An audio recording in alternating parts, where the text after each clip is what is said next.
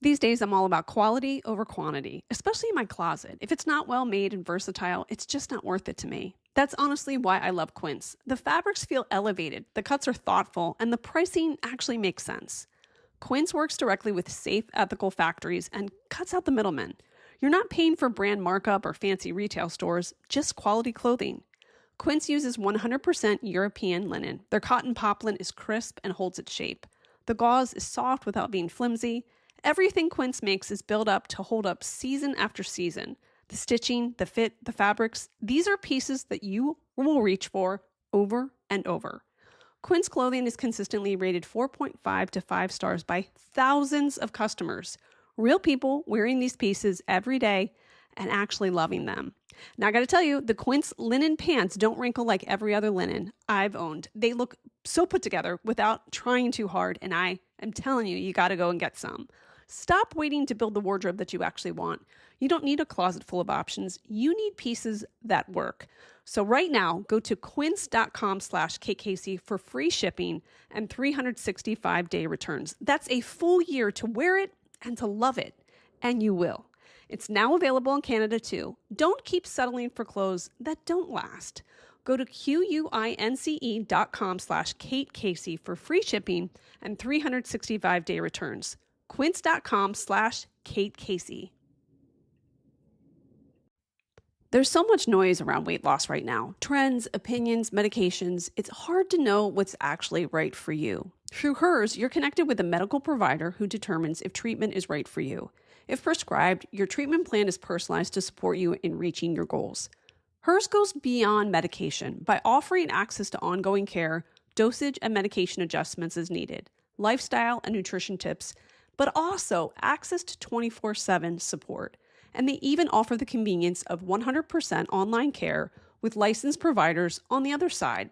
They learn your story and create a personalized plan to deliver healthy progress that you can maintain. So there's no more yo-yoing, just steady results. Turn to Hers for comprehensive, personalized healthcare that you can count on. From weight loss support to growing thicker hair, easing anxiety to navigating menopause symptoms, even accessing convenient lab testing, Hers has you covered. Feel like your best self again. Visit forhers.com/Kate Casey to get a personalized, affordable plan that gets you. That's forhers.com/Kate Casey. forhers.com/Kate Casey. Weight loss by Hers is not available everywhere. Prescription required. See website for full details, important safety information, and restrictions. It's 2026, and if you're still paying rent without Built, it's time for a change. Built is the loyalty program for renters that rewards you for your biggest monthly expense, rent. With Built, every rent payment earns you points that can be used toward flights, hotels, Lyft rides, Amazon.com purchases, and so much more. And here's something I'm really excited about. Now Built members can earn points on mortgage payments for the first time. So that means you can get rewarded wherever you live and unlock exclusive benefits from more than 45,000 restaurants. So I'm redeeming points through gift cards. I know my kids and their friends all love a gift card for a present. It's simple. Paying rent is better with Built. And now owning a home can be better with Built too. Earn rewards and get something back wherever you live. Join the loyalty program for renters at joinbuilt.com/KKC. That's joinbilt.com/Kate Casey. And make sure to use my URL so they know that I sent you. The amazing Kate Casey. Welcome back for another episode of Reality Life with Kate Casey. And today I've got a Dynamite Saturday series guest. Today is one of those conversations that feels both incredibly intimate and unexpectedly inspiring. My guest is Corre LARKIN, someone who, interestingly enough, lives just a few streets away from me, and yet our paths had never crossed. That is until one day when one of her videos appeared in my feed, and like so many of you probably know that feeling, I fell down the rabbit hole. Because Corre isn't just creating food content, she's creating a world. Her videos, shot simply on her iPhone in her kitchen, are some of the most visually beautiful and creatively inspiring pieces of content that I've seen. The recipes draw you in, but it's really her eye. She's got a sense of style and a choice of dishes and utensils and the way that she moves her space that keep you watching. But what makes her story even more compelling is the path that led her here. She attended Brown University and from there built a career that, on paper, might not immediately scream future food content creator. Yet, like so many great stories, hers is about evolution, about following instinct, curiosity, and ultimately passion. She spent a decade living in England where she met her husband, traveled extensively, and cultivated this deep appreciation for food, entertaining, and the art of gathering people together. Now a mother of two, she has managed to turn that passion into something extraordinary. A career built from the things that she loves most. And not by accident, but with intention, discipline, and an incredible amount of creativity. She's also exactly the kind of person that you want to sit next to at a dinner party. Thoughtful, engaging, endlessly curious, and just fun. So whether you're already a fan of Corre and you've been following her journey, or if you're someone who's quietly wondering if it's possible to pivot into something new, something more aligned with what you truly love, then I think this episode is for you. This is a conversation about creativity, reinvention, and building something beautiful from the inside out. Here is my interview with Corre LARKIN. Well, I'm thrilled to meet you because I've been asked so many times if we know each other, and somehow we live a neighborhood apart and have never had the opportunity. I came across your Instagram when I found a video about leeks of all things, and I got sucked in. So I'm so thrilled to have you. Welcome to the show. Thank you. I know. We probably live less than a quarter mile away as the crow flies. I get asked all the time if I know you. When I posted that on my Instagram, I was like, we need to meet. Yeah. I get asked weekly, do you know Kate Casey? So funny. Well, I started to dig into your story, and I think it's going to be so interesting for people to hear, not just because they look at your videos, but also so inspirational, because there's nothing I love better than a great pivot. You're originally from Southern California. Yes. So grew up in Newport, went to CDM, grew up on the other side of the Bay. And I left at 18 and I didn't really come back till I was 30. So I went to school on the East Coast. I came back for a brief spell to LA and then went to London. So yeah, was gone for a long time. And I think like part of Newport is you really have to leave to appreciate Newport Beach. Yeah. And I think at 18, I was itching to see a different side of the world. The immediate family is just my parents and me and my sister. And then, but my mom's family all live here in pretty much Newport or Newport area. And she's one of five. So, and then my dad's an only child. So he has kind of no one. But yeah, I don't come from a huge family. So when you were a kid, because it seems like in some of your videos that your mother likes to be in the kitchen as well. So did you grow up around people who love to cook? No.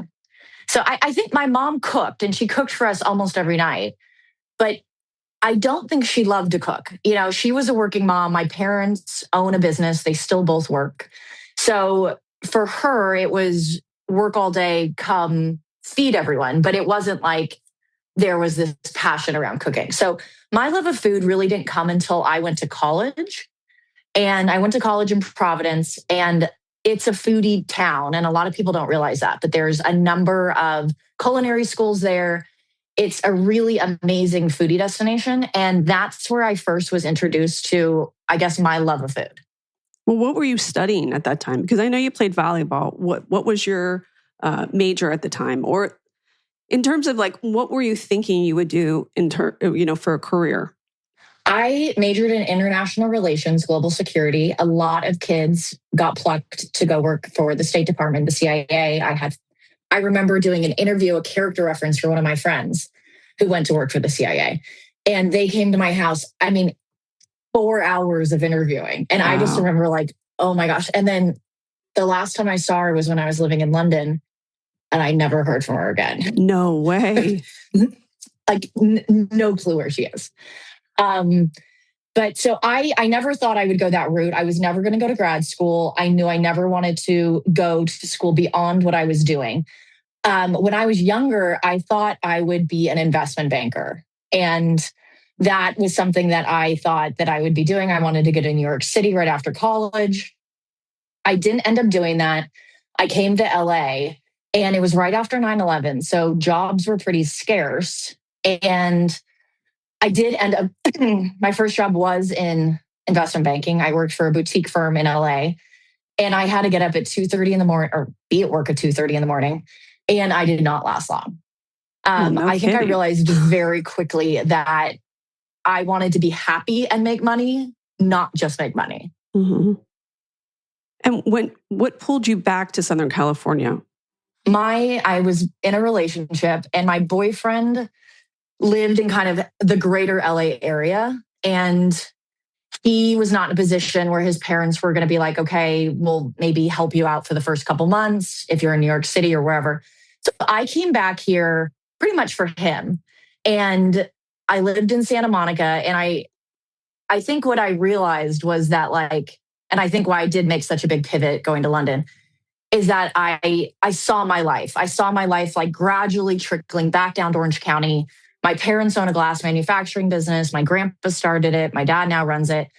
We're all Corre, grandpa, my dad, me. And I think that was always the future for me, that I was going to come back and eventually one day take the reins of this family business. And it just looked very predictable, and I could see my life, and I didn't like how it looked.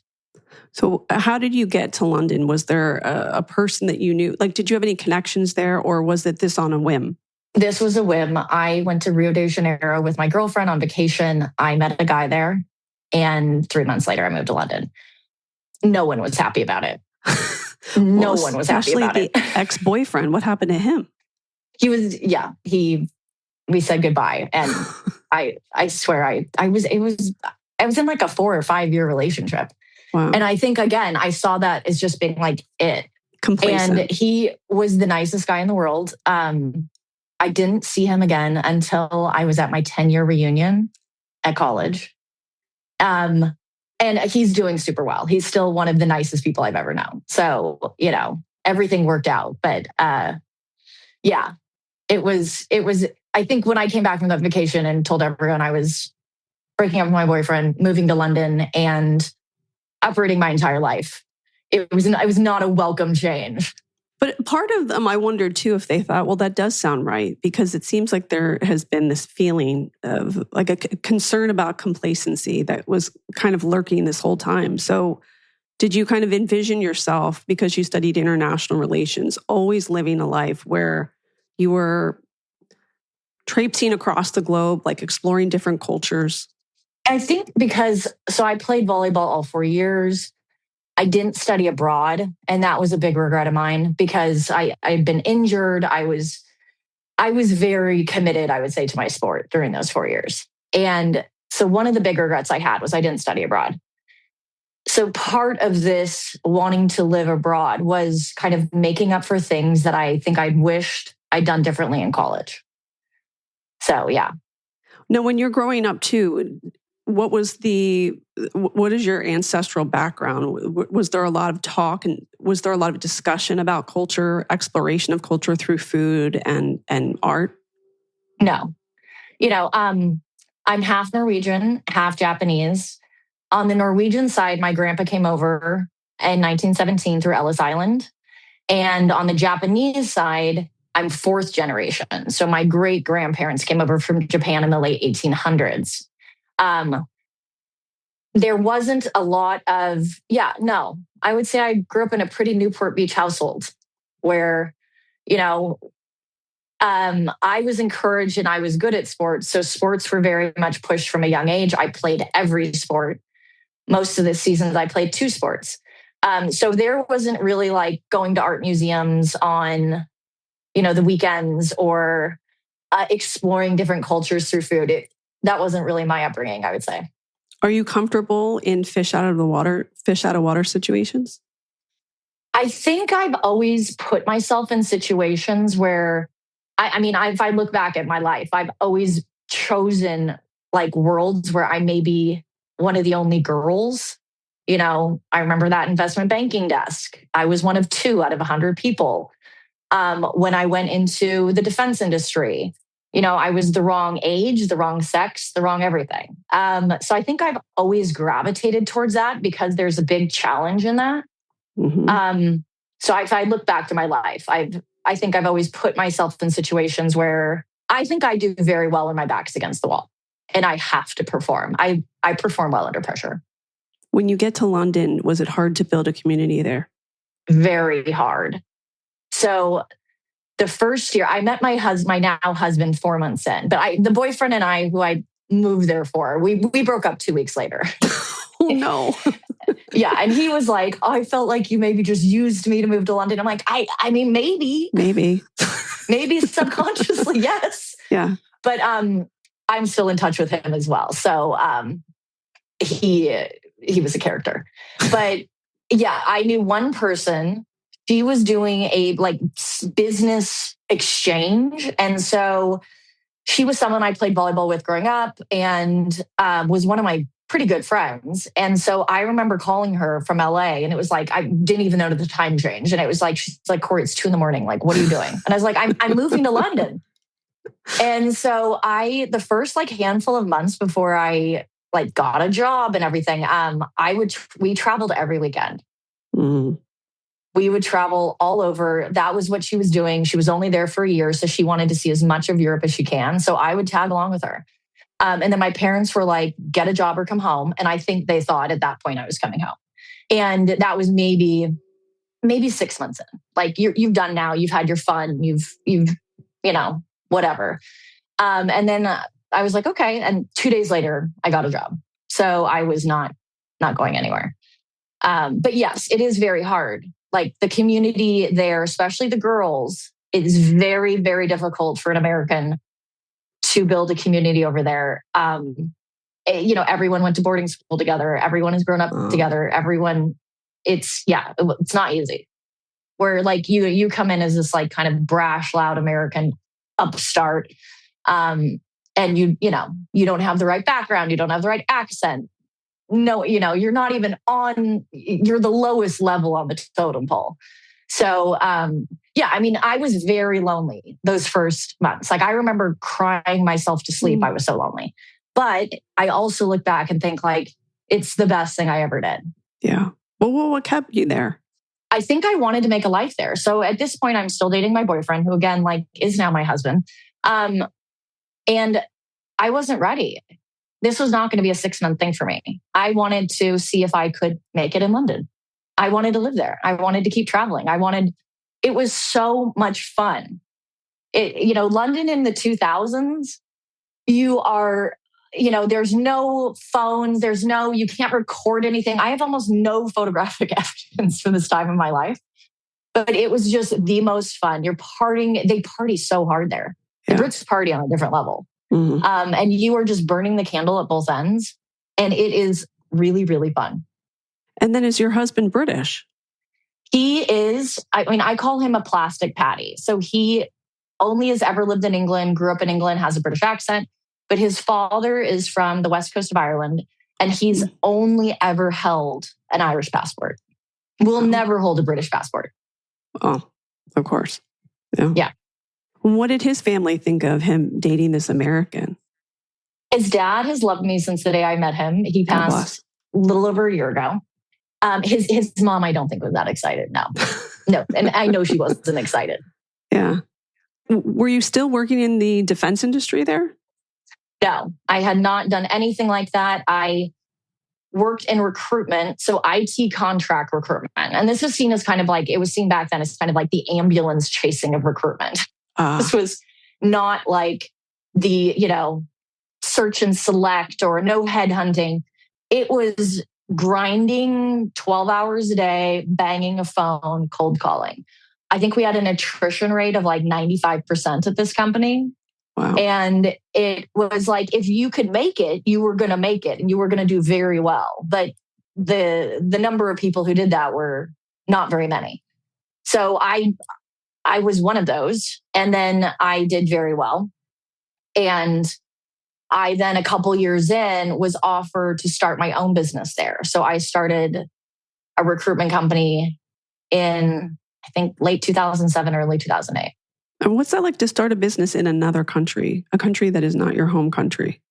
I think by that point, I'd been there about 4 years. I think I was planning on staying until I was around 32, 33, 34. I knew I would never stay forever, but I was planning on staying there until maybe I had kids. Yeah, it's not easy. Nothing about moving to London's easy. I mean, they're getting a bank account. If you don't have a place to live, you can't get a place to live if you don't have a bank account. There's all these weird challenges. But like anything, you just figure it out. I remember talking to a friend who lived in London, an American, and she said even creating a meal or hosting a meal is a little bit more challenging. It's not like you can order Amazon and you really have to know the butcher down the street. Was that your experience as well? Absolutely. So I lived in Parsons Green, and I like, even now when I grocery shop, I only grocery shop with a basket because you can only shop what you can carry home. So I still have this mentality of like, whatever fits in that basket, I can haul home, and whatever doesn't, I don't buy. So yeah. And but I love that. That was one of my favorite things. Like, you get to know your butcher. There's a fishmonger. There's a cheesemonger. There's a greengrocer. The grocery store that we would view, like the big Sainsbury's, was a car ride away from me. So everything was shopped in these little independently owned shops. And I loved that.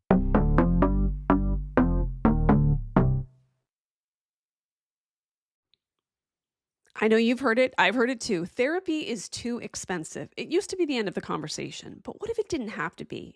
With Grow Therapy, care is designed to be affordable, insurance-friendly, and easy to understand. No subscriptions, just support that fits your life and your budget. So whether it's your first time in therapy or your 50th, Grow makes it easier to find a therapist who fits you and not the other way around.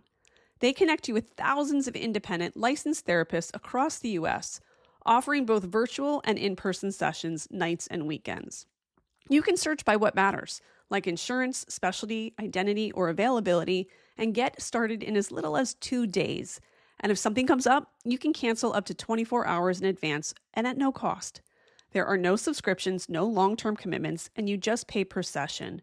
Grow helps you find therapy on your time, and I know that therapy has been so beneficial to me. Whatever challenges that you're facing, Grow Therapy is here to help. Grow accepts over 100 insurance plans. Sessions average about $21 with insurance, and some pay as little as $0, depending on their plan. Visit growtherapy.com/Kate Casey today to get started. That's growtherapy.com/Kate Casey. growtherapy.com/Kate Casey. Availability and coverage vary by state and insurance plan. Before we got AT&T Business Internet, whenever we needed to get another device set up in the office, we called Janet's nephew. Charged us in pizza bites and energy drinks. He once renamed the network to New England Clam Router. Professional? Not really. Necessary? At the time, yes. Now we've got AT&T Business Internet. Easy to set up, no nephews required. AT&T Business Internet. Connecting changes everything. Hey, it's Howie Mandel, and I am inviting you to witness history as me and my Howie Do It gaming team take on Gilly the King and Wallow 267's $1 million gaming in an epic global gaming league video game showdown. 4 rounds, multiple games, 1 winner, plus a halftime performance by multi-platinum artist Travie McCoy. Watch all the action and see who wins and advances to the championship match against Neo right now at globalgamingleague.com. That's globalgamingleague.com. Everybody games. If you would come home to visit, was it jarring to think about the food that you had grown up eating or the food that was available in Southern California versus the culinary experience that you were having in Europe? I think no, because I would come home to Newport for only about 24 hours. I would come home every Christmas for 2 weeks. I have a connection to Sun Valley, Idaho. I was born there. My parents lived there for a handful of years in the late 70s and 80s. So I would come here for 24 hours and go straight to Sun Valley. And that's where my parents would spend Christmas, my family. So for here, if I was here for 24 hours, it would be on the way home from the airport, I would get In-N-Out. And then I would just be eating Mexican food for those 24 hours. That was it.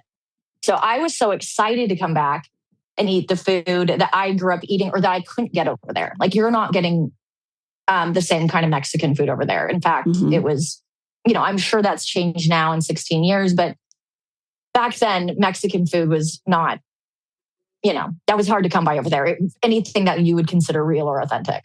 Were you trying to recreate those meals if you hosted friends? No, Not even try. No.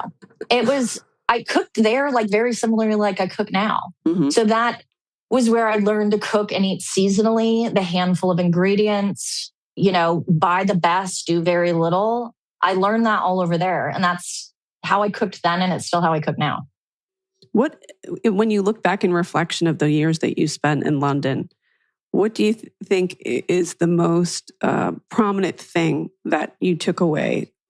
How did you forever change because of that experience?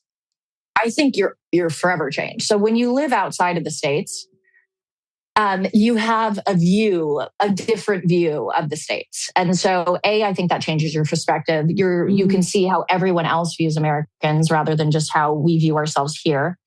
And it's not always a very popular view. Right. So I think you also learn, travel is so important because especially if you grow up in a very bubble-like existence in Newport Beach, California, you really do have to leave to understand how other people live, think, eat, everything. And you realize that there are many, many ways to do something. If you go to other places, the work-life balance is a lot more important. Over there, when we would get 5 weeks of holiday a year, vacation a year, I remember coming back and being like, we need to change things here. People taking 7 days off in a year it's not healthy. You actually can't be the best version of yourself if you don't ever step away from your job. So there's certain things I picked up over there that I absolutely changed me and forever and will continue that mindset going forward. So did you get married in London? No, I got married. We got married back here. So we got engaged right before we came back. And maybe like a month before. Because I remember telling my husband, I'm like, if there's not a ring on this finger, I'm like, you're not coming. And I was like, we can try to do long distance, but I can promise you it won't work. Mm-hmm. And at that point, we'd been together 7 years. So it was hardly like a fast engagement. But so we got married back here in the courthouse. And then we had to wait everything for him to get a green card. And then about a year later, we did a proper wedding in England and in Italy. Very nice. Yeah. So does the decision to move back to the States, what went with that? I was not planning on moving back for years. And I woke up one day and I remember it. It was 5 a.m. and I woke up out of bed and Matt was like, what's wrong? And I'm like, I want to move back home. And he was like, we just talked about a 5-year plan. Like, you own a flat here, you own a business. And I'm like, I know. I'm like, I'm done.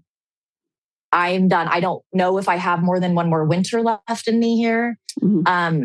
I just was done. And, city life is hard. Everything about city life is hard. You don't have a car. Everything when you walk out your door is harder than living someplace like this. So I think I had just reached it. And then he was like, listen, I'm not ready. I need some time to wrap my head around this. My whole family is up here. It was a big deal for him to even live in London with me. He would prefer to be living in Surrey. And so that took about 6 to 9 months for us to I would say, wrap up our life, shut down my business, him get his head around moving to another country. Yeah. A very different one. And so, it was very much I really don't know whatever came over me, but I knew it was time. Was that challenging for him to change work, to move to another country? He was working for his family. So his dad had a plant hire business, so he worked for them. And I don't think he ever loved it. So it wasn't like he had this career he was attached to and in love with. I do think it was a little tricky because I think at some point his dad had thought he would then maybe take over this business. But again, it wasn't something he was truly passionate about. When we moved back here, I think he had an easier time adjusting than I did. I mean, he turned around 2 weeks in and it was like, what took us so long? Wow. Oh, that's good. Yeah. He was like, people ask all the time, like, Matt, do you want to move back to England? Or people ask us, would you move back? And no, he was like, I would never. I mean, I think it's just, again, the lifestyle in Newport Beach, in Orange County, in Southern California, it's an attractive one for a reason. And it's also when you realize, like, the weather is a big indicator of kind of your happiness. And it really does play a big role in a lot of things that maybe you don't realize unless you've lived in a place with really bad weather. It also sounds like you and Matt have a lot in common in terms of your families and family businesses. And I would assume that there's a part of him that understood you in a different way, having moved to another country. Like, he saw you in a different way once you had that same life lived experience. Yeah. And also he was, his mother was a teacher and then a principal and then became the president of the largest teachers union in the UK. He grew up with a very strong working mother. So for me, when I was over there and I was like, I'm doing this, I'm doing well, I'm starting a business, there was never, he's always been literally my number one support, my biggest cheerleader. He has never, ever been intimidated by my ambition, my success. And that is very unusual, very unusual, not just in England, but anywhere, especially when you're young. We were 23 when we met. And there were a lot of people probably who maybe would not be as comfortable with, either the amount I was working or the things I wanted to do. He's the reason why I can continue doing this. That support is big. I do think it is hard for people to understand when you love the grind. It's almost confusing to people at times. But it seems like you, in each job that you've ever had, you've really enjoyed the intensity that comes with it. Yes. And I think it goes back to sports, like 4 years at college is, it's 40 to 50 hours a week. On top of your course load. On top of then going to school. And it wasn't an easy school and there's no scholarships given. You're doing this for the love of the game. Wow. And so it's not, I think I've always worked hard and I've always liked the grind. but I grind for a reason. I like being successful. I like seeing what I can do. Like, here's a goal, here's a dream, go get it, and then getting it. And there's something very satisfying about it. And there is something that it makes you come back for more. And you also seem to enjoy steering your own ship. Do you prefer situations where it's you that is in charge versus working for somebody else? Yeah, I can't work for other people. Yeah. I remember my first jobs out of college. My mom's like, you don't get to be the boss right away. And like growing up, like my grandparents worked for themselves on both sides. My parents worked for themselves. I've only ever seen life where you work for yourself. Yeah. So I was like, what do you mean? And then I would get into situations where I have a boss and like, maybe I didn't think that boss was that great. Or maybe, a 22-year-old, who probably does think they're maybe smarter than their boss. Like, you're not wiser, but maybe you're like, well, like, no, this doesn't make sense. Why are we doing it that way? So I knew that I would always work for myself. Always. That was from being a child. I would play boss, and wouldn't play house. I would play boss. Yeah. So I always knew that. But I remember the early years when you're like, you have to work for someone. And I remember like resenting it. I did not like it. So in the meantime, you guys start to grow your family and you have a daughter and a son. And how was that at times challenging with the workload, having these small children? Yeah. So I remember with my daughter, who was the first, really challenging when she was born and not realizing how much help I would need. And she was born in March, so it wasn't necessarily my crazy busy season, but I had postpartum depression and I was not functioning. So, and I took maybe a month off, which is 3 weeks longer than I took off with my son. So when Bear came around, I remember being like, I could have this again. We're bringing in the big guns. Like, I am not leaving any of this to chance. I'm getting help. I had him in my busy season. So I had him on a Tuesday. I went back to work Monday. Mm-hmm. So I really set myself up for success. And what I've also realized over the years in working for yourself is you have to have help. No one can do it themselves. I have no shame in the help I have. I outsource and hire anything I either A, don't want to do, or B, can't do is better than that. So whatever I'm not good at, I hire someone to do that. Whatever I can't do or whatever I need to do that supports me to be either the best mom I can be when I'm got my mom hat on, or the best version of work I can be when I'm working. Mm-hmm. Well, I think it's also a great life lesson in learning to be your own advocate. Yes. It's the whole put your mask on first. Yeah. And that's what I remember, because I was I'm not okay. I need to get okay in order to make everything else okay. But if I'm not okay, mm-hmm. all of this crumbles around. You pivot into the career that you have now. Does it all begin with one video? No, not really. I went, so at this point, I'm still working. I was in the process of selling my business. I think I knew that I wanted out. I wanted something different. My biggest client, who was partly owned by private equity, wanted to acquire me. And I was like, yeah, I had planned on staying on, but this was just something I was doing on the side for fun. I think there was a kernel that this could turn into something more, but it wasn't in the plans at that point. I still thought I would continue on. And then I honestly thought that I would take some of the funds that I got from selling my company and create passive income streams for myself, whether that was through commercial real estate, regular real estate, investments, and that I would then manage maybe those. And that would be the next phase of my career, and then have a lot of free time to maybe do this or do other things.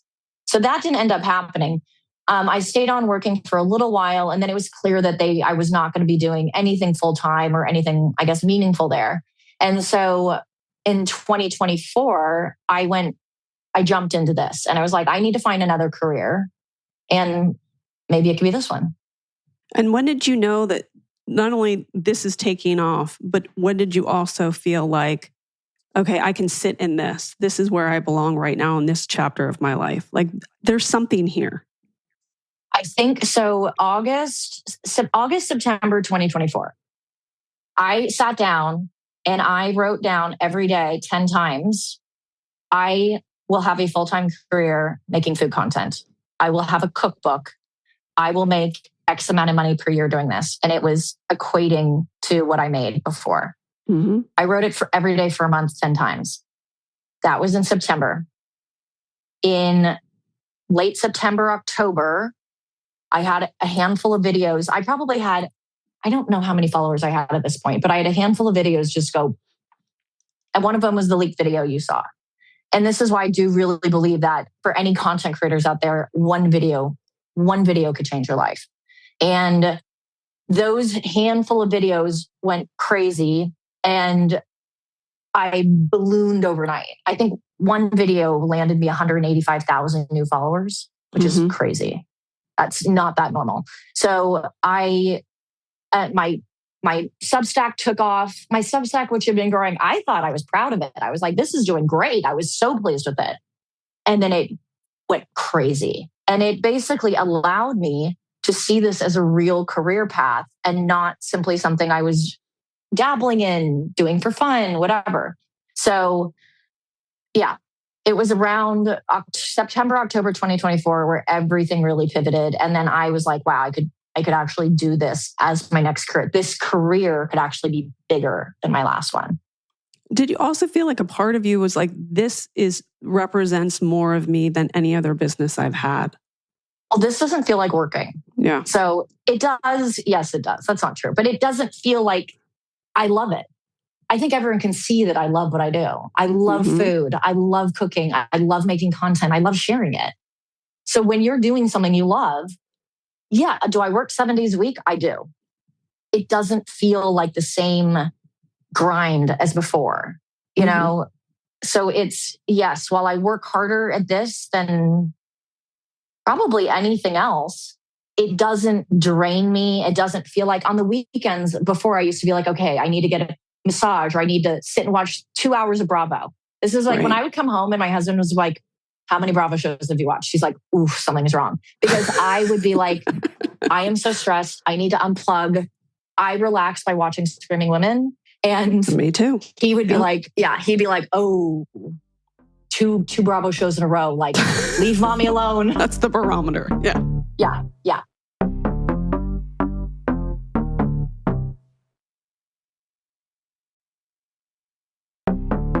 When you start to take off, are there people like the boyfriend from Rio de Janeiro and friends from Brown that are finding you and getting a kick out of it? And also, are there a layer of people that go, well, that makes sense. Like, this seems so you?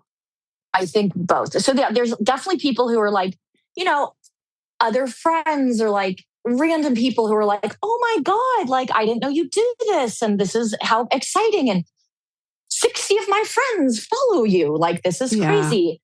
And then there's other people who are like, this makes perfect sense. Like, what else would you be doing? Like, I think it's a bit of both. So there's a lot of people who are like, this is not surprising at all for you.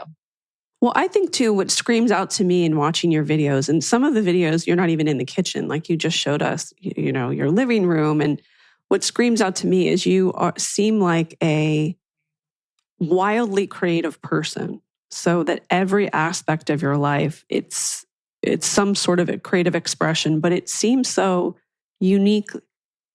It's like unlike anything else I see on the internet. The art you choose, the books that you have, the figurines that you've found at antique stores, even your dishware, it's things that I have never seen before.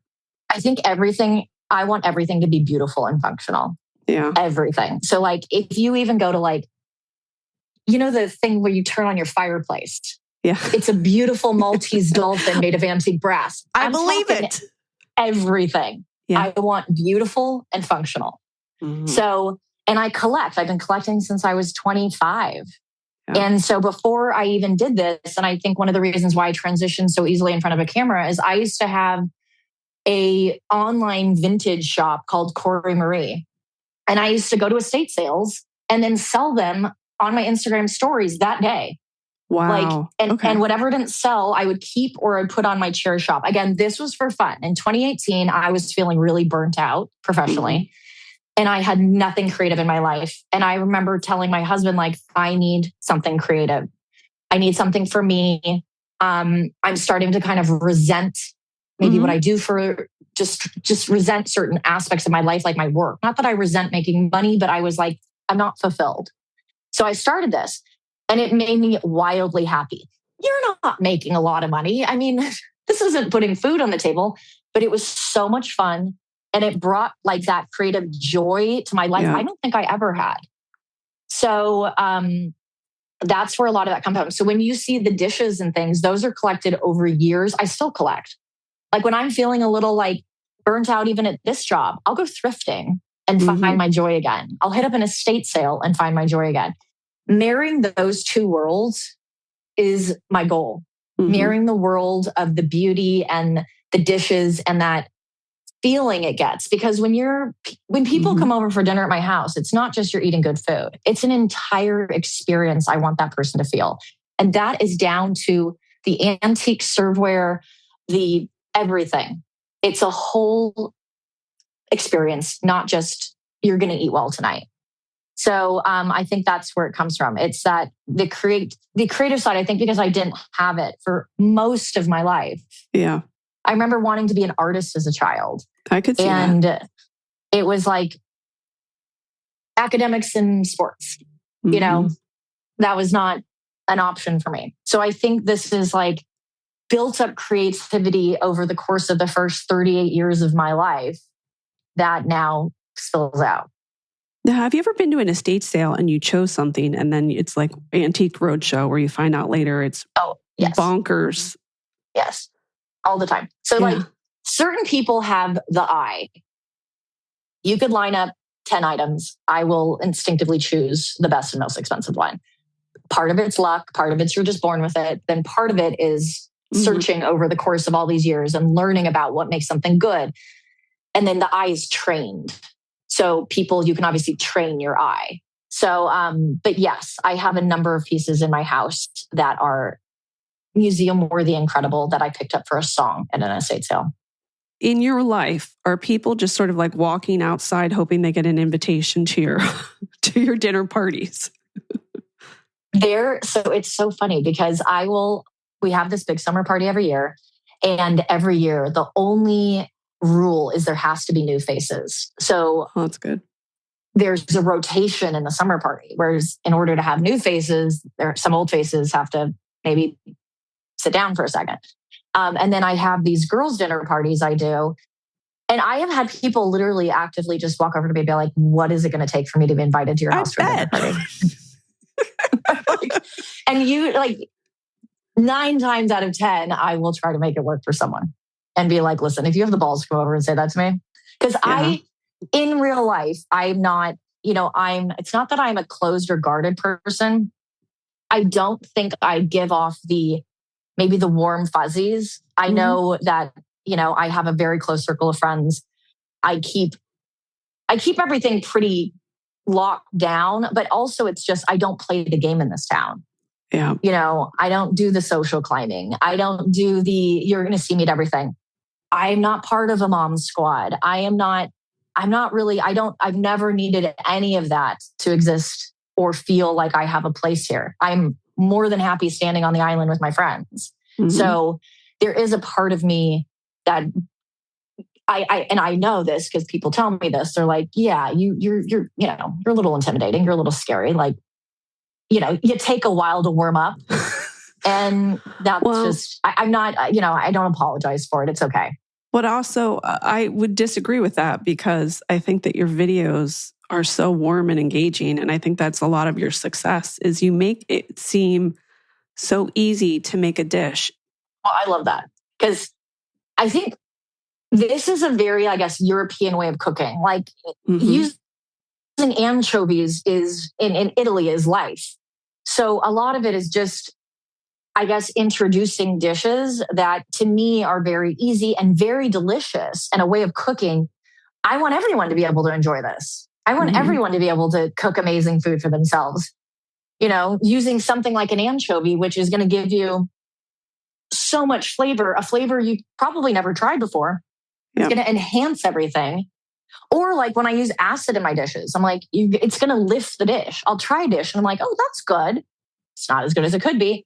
Teaspoon of cherry vinegar, white wine vinegar, anything. And you try it again and you're like, oh my God, it's 10 times better. So I love showing people how they can eat well in their own home. Well, just to add to that, Carlene, our mutual friend, said to me, oh yeah, I make her pasta dishes all the time. I said, are we supposed to be using anchovies? I had no idea. I need to get on this train. So yes, it is kind of wildfire. I think it is changing the way that people think about food. And I do, again, love that you this is considered a peasant meal. This is something that, people just make at home. And I think it's really approachable. And you just come across as wildly creative. And I think that's really inspiring for people. And I think the biggest thing is the pivots that you've taken in your career. And it's so important to do something that feels effortless because it's something that you're so passionate about. Let's not, let's call a spade a spade. This is a back-breaking job. Being a content creator 7 days a week, it is really, really hard work. What is the one thing you want people to know about the work that you're doing to build this brand? Maybe this is the most surprising thing. I think that people need to see it as work. So I think a lot of people, there's a very glamorous side to content creation. Oh, they're being flown on brand trips. Look at all the free stuff you get. It's work. And I probably right now exiting startup phase and going into the next phase. I treat this as a startup. So when you're in the beginning of a startup, you wear every hat, from the accounting hat to the marketing hat to the HR hat, every hat. And then you do that until you can't do it anymore. And then you start hiring a team or hiring whatever and transitioning from startup phase to the next phase. I think a lot of people don't maybe view this as a small business. You're a small business owner. you're running a 1-man or 2-man mini media company, marketing company, all wrapped up in whatever it is you're doing. So it is, I think what you want people to know is like, it's serious work. I mean, maybe it doesn't look that way because you're sharing a pasta dish but the people who've made it, and what I did was when I started really viewing this as this is going to be my career, I went down a rabbit hole. I listened to every podcast I could find of someone who is in a position way further down the line from me. And I would scour through those podcasts and pull out nuggets of information that I could then use in my startup. So what did they do? How are they so successful? What are the inside tricks they're going to give? And I would scour those. And I took away so many gems but that's, again, like you're not just kind of making a pasta dish. What goes behind that? I study my own film. I view it as like, I used to be like an athlete where we study film before we play. You study your own film. Where are the mistakes you're making? What's working? I do the same here. I study my own film to see what hits, what doesn't, what flopped, what's successful. And I then take that information and make myself better. That's all the behind the scenes, that a lot of people, of course, you're not going to see that, but that's what goes on behind the scenes outside of just making, a potato dish. What has kept you motivated most along this journey? I think the motivation comes from, I like to win. And everything has always been, how can I make something a game where I can win at it? I think this has been in me since I was a child. That's why I probably played competitive sports for so long. But I love that. I love that feeling of competition. And then you work towards something and you're this. And then now I'm just competing against myself. I don't view other creators as competition. There's space for everyone. And I view it as like everyone rises together. So I compete with myself. But that's a part of it that keeps me going. The game,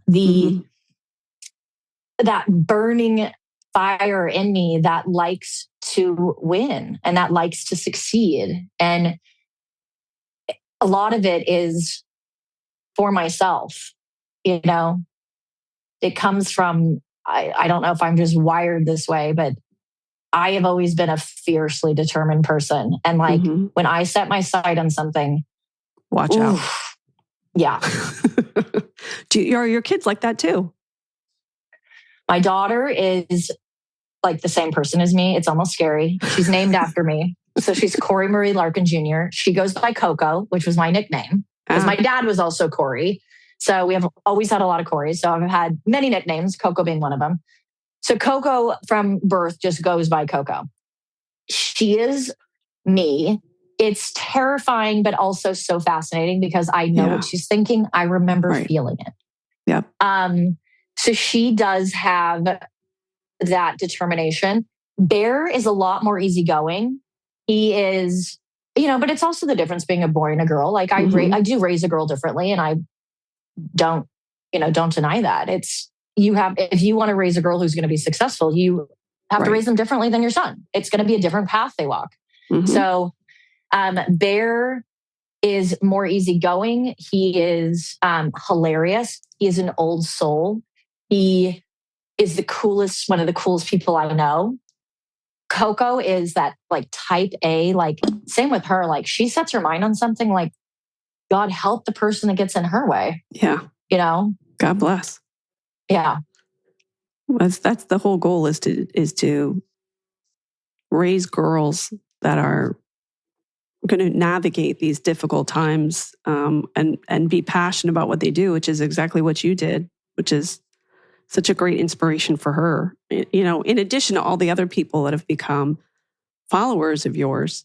Now, you have already achieved one of those goals that you put on that list is that you're making a cookbook, and that's going to be out in November. And people can, by the way, pre-sale that right now. Where could they find that?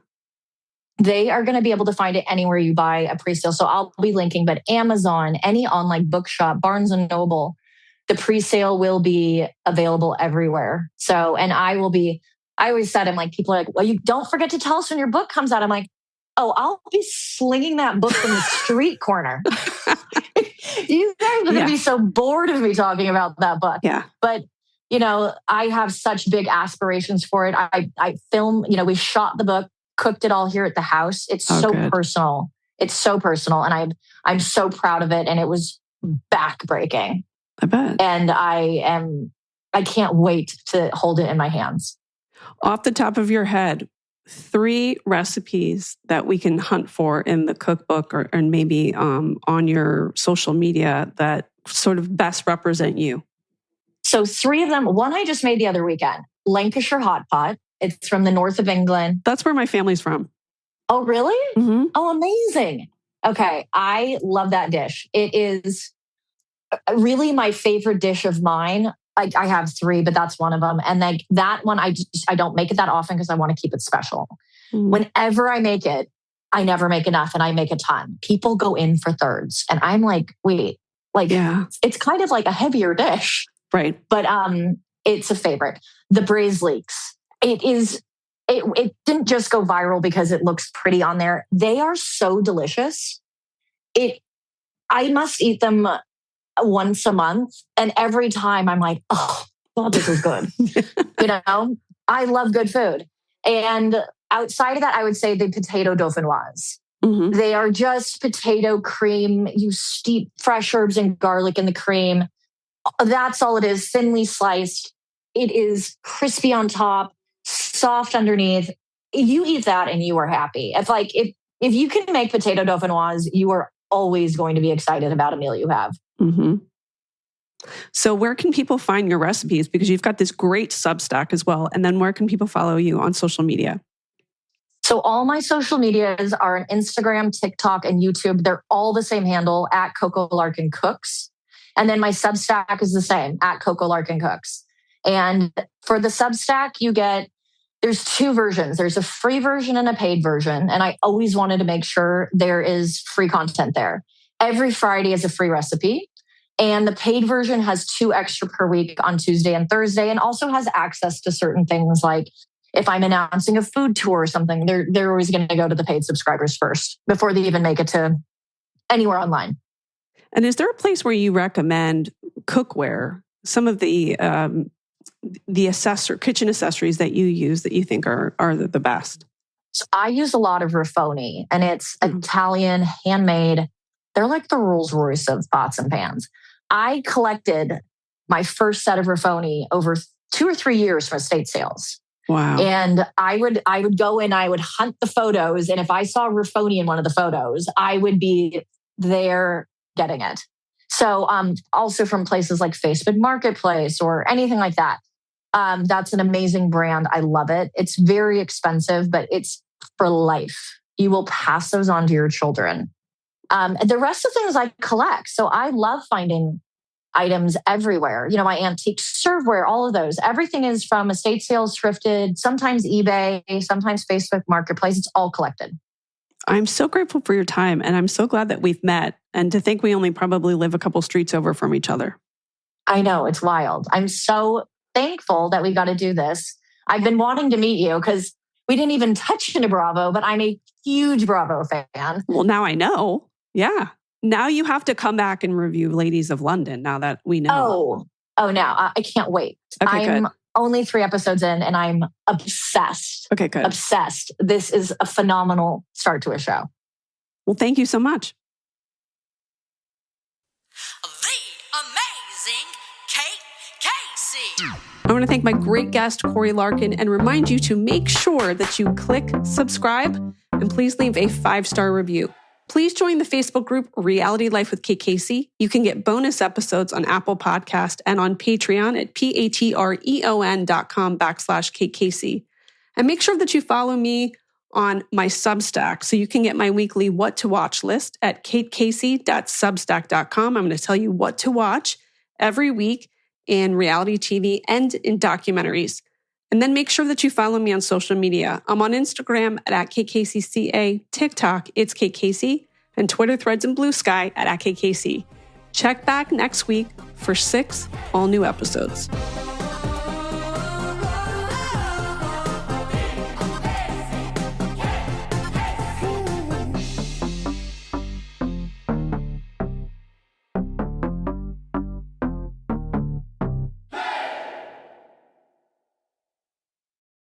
Some days you just want to amplify your everyday look. Like when you want the look of false lashes without the extra effort, reach for Thrive Cosmetics Liquid Lash Volumizer Mascara. Or when you want all eyes on your smile, keep Empower Gloss Ultra Glossy Lip Serum in your bag. It's a burst of 24-hour hydration that smooths like a serum, shines like a gloss, and can be worn sheer or layered. You'll always look and feel your best with Thrive Cosmetics. Plus, every product is 100% vegan, cruelty-free, and made with clean, skin-loving ingredients that work with your skin, not against it. Amplify your everyday. Go to thrivecosmetics.com/shine26 for an exclusive offer of 20% off your first order. That's Thrive Cosmetics, CAUSEMETICS.com/shine26.